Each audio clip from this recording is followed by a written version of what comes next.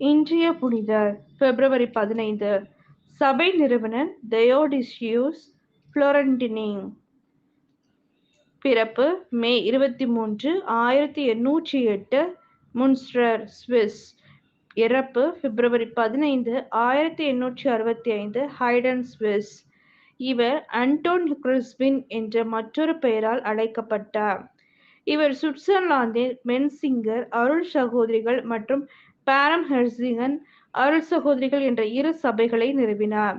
இவர் 1825ஆம் ஆண்டு தனது 17 வயதிலேயே கப்புச்சின் சபையை சேர்ந்து குருவானார்.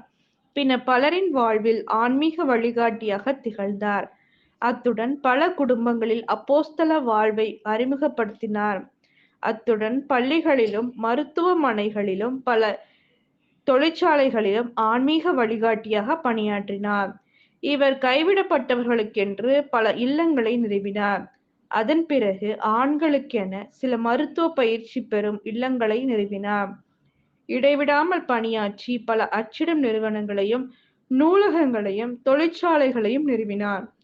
இவர் பல பள்ளிகளை ஒருங்கிணைக்கும் பணியை சிறப்பாக ஆற்றினார். இவர் மக்களின் மறைபரப்பு பணியாளர் என்றழைக்கப்பட்டார். இவரின் உடல் ஓர் அப்போஸ்தலிக்க பள்ளியில் அடக்கம் செய்யப்பட்டது.